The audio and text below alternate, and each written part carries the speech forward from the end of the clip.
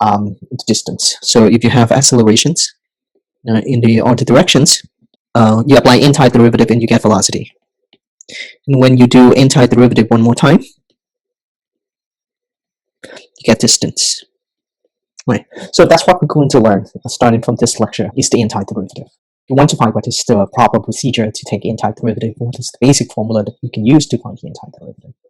Before we go into more details of the area problems, I want to talk about from velocity and distance to area problem. So I would like to consider two things: a known velocity, and because remember, when we have a distance, we take the derivative and you get velocity. Right? So if I have a known velocity, I'm going to call it f prime of t, just to indicate that I'm going to take the first derivative of the distance. If you know velocity, can you calculate the distance? Right? So an unknown distance, and this is f of t. So f of t is what you want to find.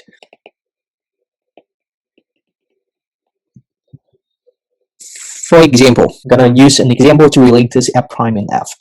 So suppose a particle is traveling at a rate of 5 meters per second for the first 2 seconds. Then its velocity is increased at 15 meters per second for the next second, and then kept at 10 meters per second for the last second of the movement.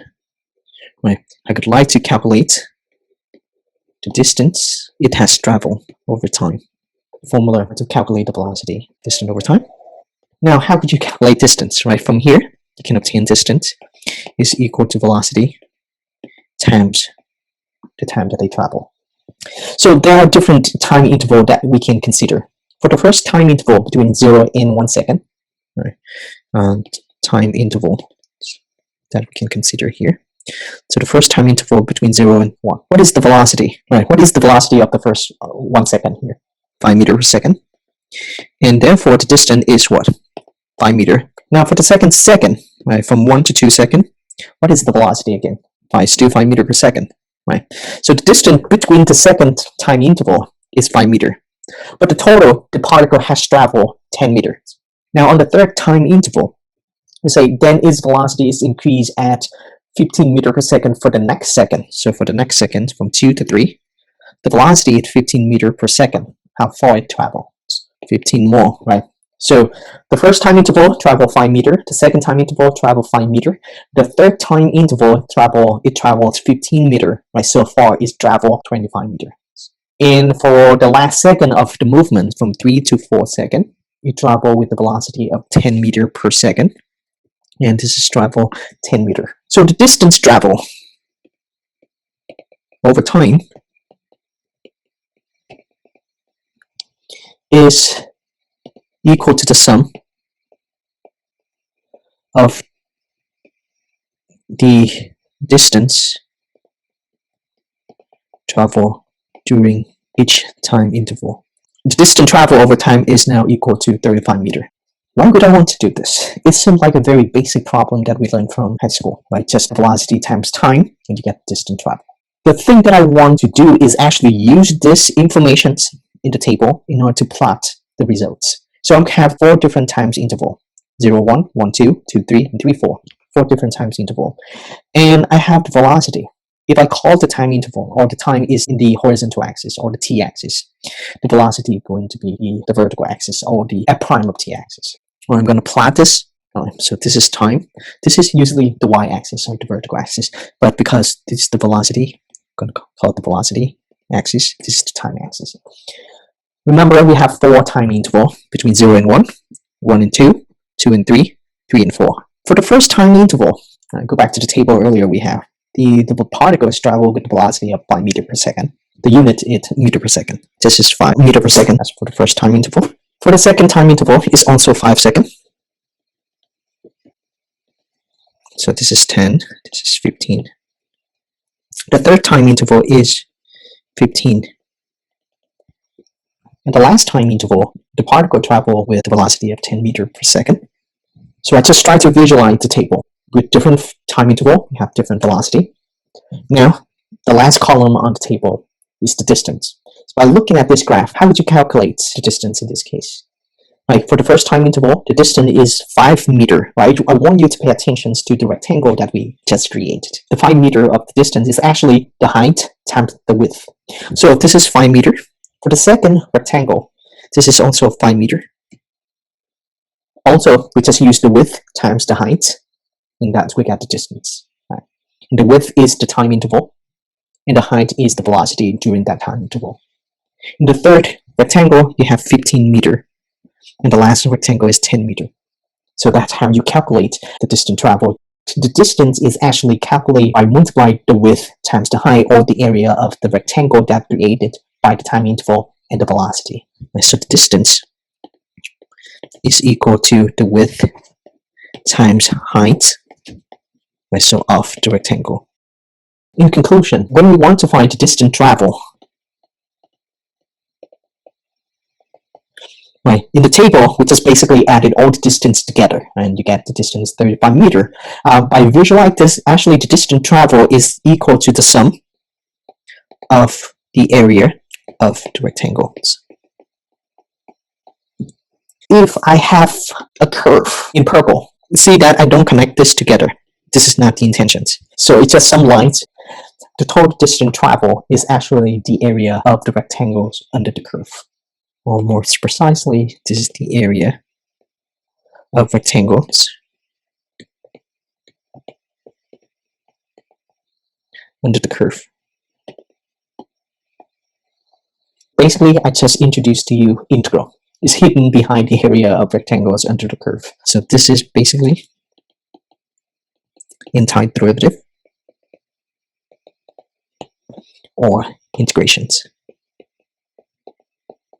So in order to find the distance, knowing that you have velocity, you can find the area of the rectangles under the curve, or for short, the area under the curve. If you have the accelerations, you can follow the same procedure and you get the velocity by finding the area under the curve of the accelerations. Right, so the purple in this case is the velocity curve, the area under the curve. So I'm going to derive a formula to calculate the area under the curve. So consider regions S bounded by the curve y equal to f of x, the x-axis, and the vertical lines.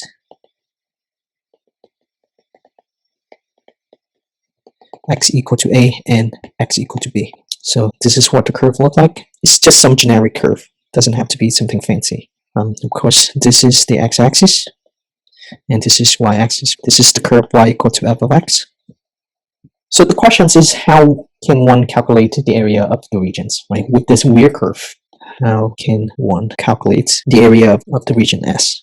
Right, so the shaded area here, the shaded regions is the region S that we're talking about. So take the idea from the distance problem, velocity and distance problem we have earlier. We see that in order to find the area under the curve, you can use the area of the rectangle, right, and add everything together. Right? So the idea is calculate the area of rectangles under the curve and add the results together to obtain the area of the regions.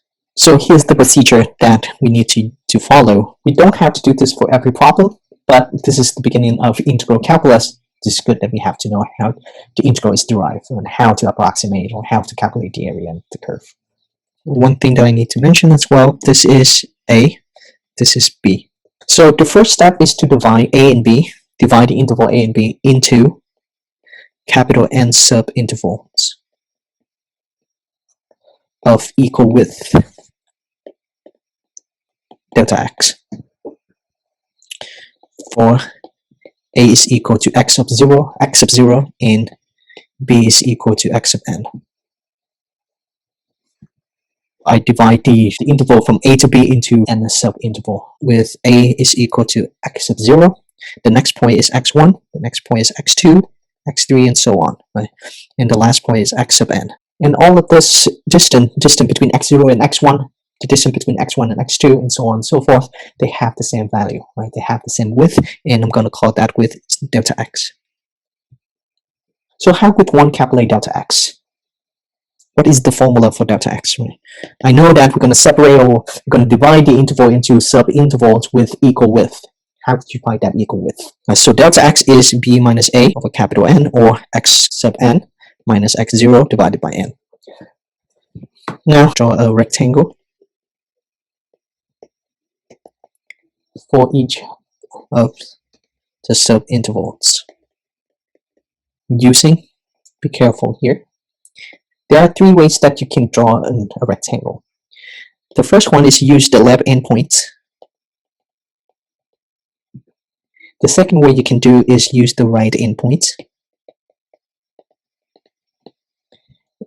The third one is to use midpoint. Okay, what do I mean by left endpoint, right endpoint? I'll go back to the graph, and I see that there are different subintervals, right? Subinterval between x0 and x1, between x1 and x2, x2 and x3, and so on and so forth. In the interval of x0 and x1, what is the left endpoint? x0, right? So I'm going to use x0 for that particular interval, x0, x1, as the left endpoint. Right? So I draw the rectangle. And to draw the rectangle, you just draw the line from A, and then when it hits the curve, you stop. Right, just to indicate the height, and you draw the rectangle. Now that I have the first rectangle for the interval x0 and x1. What about x1 and x2? What is the left endpoint? From x1, you just draw the vertical line until you meet the curve, and you draw the rectangle. And you may be asking, right, when you zoom in here, you can see that if you calculate the area of the regions, or the area of this rectangle, you see that it's not really covered this part of the curve, or this part of the regions, right? So this rectangle is underestimates the regions. But for the second rectangle, it's picked out a little bit out of the regions. So this rectangle, the area is actually overestimate. It depends on the part of the regions. You can have some that is underestimates the area of the regions. Some of that is overestimate the area of the regions. For the third subinterval x2 and x3, x2 is the left endpoint. You're going to draw some rectangle here. So from x2, you draw up and meet the curve. So this rectangle, or the area of this rectangle, is also going to overestimate the regions. The next one is between x3 and x4. So x3 is the left endpoint. You draw up here. Is overestimate as well. So the procedure is to calculate the area of the regions, the shaded regions. You don't have any technique so far to do. But the one thing that you know how to do is to calculate the area of the rectangle. If I know the area of the rectangles, I can add all of this area together and have some good approximations for the area of the regions. That's the idea behind this procedure. Right, so the next step is to evaluate the area of each rectangle. And of course, the area under the curve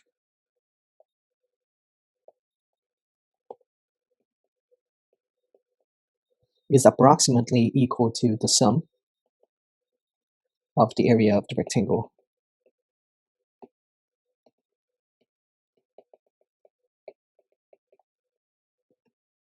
All right, so that's the procedure. So what is the details then? How do you actually calculate the area of the rectangle? What is the sum and whatnot? I will have a separate sections for that. So I'm going to talk about the left endpoint, the right endpoint, and the midpoints. Left endpoints approximations. Or this is the left, you can call this left rectangle approximations. So using the same regions, but I'm going to divide the regions in a way that is easier to see. So I still have this one is the y-axis, this is the curve y equal to f of x, this is x. And the regions are bounded by the curve y equal to f of x, the x-axis, and the two vertical line x equal to a and x equal to b. So this is a, this is b. Using the same procedure as above, I'm going to divide this into the n subinterval of this. So the first point should be x0, and this one is x1, x2, x3, dot, dot, dot, right? So this one up to x sub capital N. I know it's just 5 points, but just use x sub capital N. It's easier to form the general formula. So using the left endpoint, right, between x0 and x1, x0 is the left endpoint. So I'm going to draw that. This is the left rectangle, just the first rectangle here. For the first interval between x0 and x1, between x1 and x2, you draw the second rectangle. Between x2 and x3, and between x3 and xn, you use just the left endpoints, right? So you can see this is the rectangle that we are considering. Some of the rectangle is underestimate the regions, some of them is overestimate the regions. That is fine because this is just some approximations. It's not the exact value. Eventually, we're going to get to the how to find the exact value of the area under the curve. All right. So because you divide this interval from a to b into n sub-interval with equal width, so you need to find delta x. What is the value of delta x? So it's b minus a over capital N. So that's just the formula we said before. In this particular example, we have 4 different rectangles. And you know how to calculate the area of each rectangles. So the area is equal to, so I could say this is the left rectangle approximation, so a sub capital L to indicate the area using the left rectangle. For the first rectangle, the area is equal to width times height. Right? The width is always delta x because of equal width, delta x. And what is the height in this case? F of x, 0. So I could say this is the height here, right here is f of x, 0. Right. Now, what about the second rectangle? The width times the height, the area of the second rectangle, right? The width is always going to be the same, delta x. What is the height in this case? F of x1 plus the third rectangle, delta x times f of x2 plus delta x, right, to move to the last rectangle, which is f of x3, delta x times f of x3.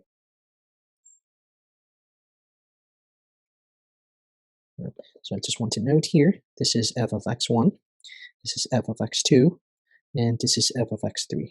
So for the left rectangle approximations, the area is equal to f of x0 plus f of x1 plus f of x2 plus f of x3 all together multiply with delta x. So basically I just take the common width as the common factor. And in this case you have x0, x1, x2, x3 up to xn, or in this case x4, but you don't use the last point. Right? For the left endpoint approximation, for the left endpoint approximations,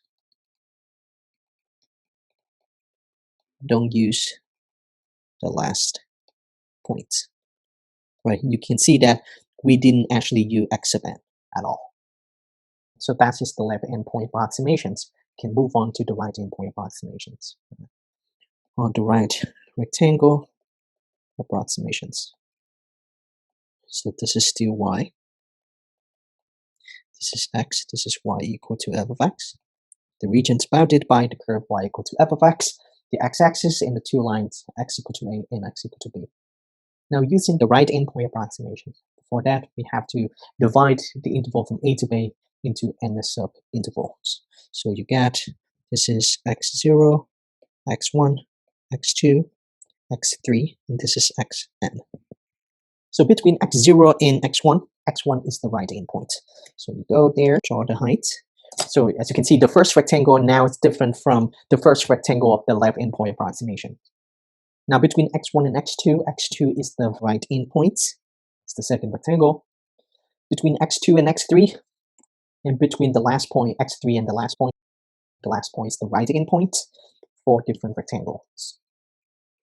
And delta x in this case is going to be the same. Right? So b minus a divided by n. Right? You want to divide into n sub-interval. So for right endpoint approximations or the right rectangle approximations, the area should be, and look at the first rectangle. The area of the first rectangle is delta x times fx of 1. Now for the second rectangle, you have delta x times f of x2. The third rectangle, add delta x times f of x3. And for the last rectangle, delta x times f of xn. And you can rewrite this by take delta x as the common factor. You have f of x1 plus f of x2 plus f of x3 plus f of x capital N times delta x. One more thing I want to talk about, the right endpoint approximations or right endpoint approximations.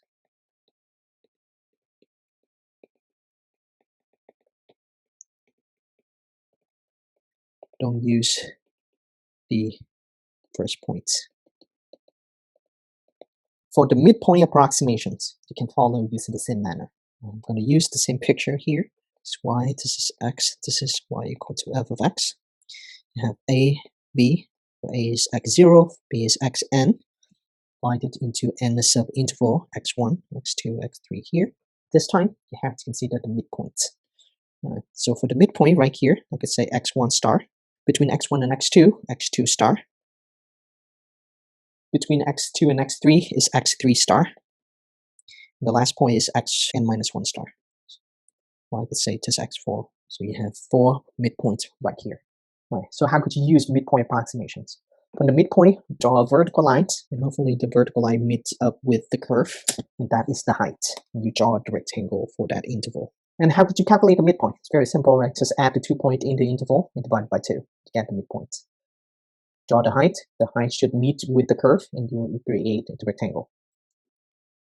Between x1 and x2, you got x2 star, which is the midpoint as well. Draw the vertical line up there. That's the height. Meet the curve. Between x2 and x3, x3 star is the midpoint. And in the last interval, this is the height.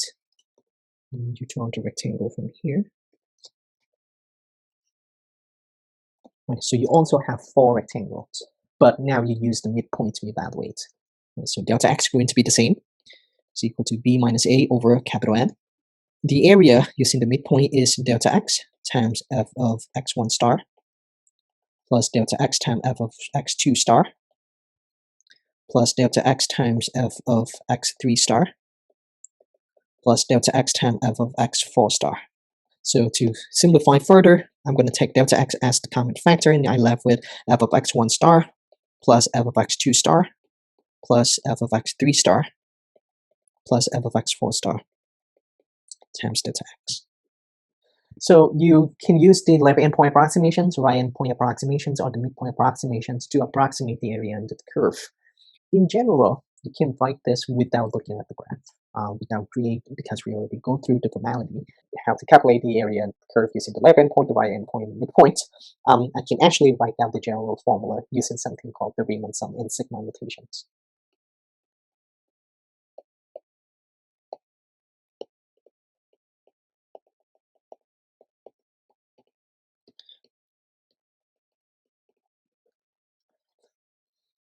Right. So I'm going to start with the left endpoint approximations. Left endpoints, or the left rectangle approximations.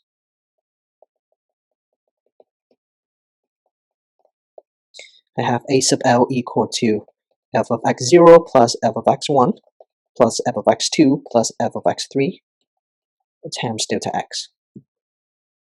If you have 4 rectangles, this is fine to just list all the value out like this.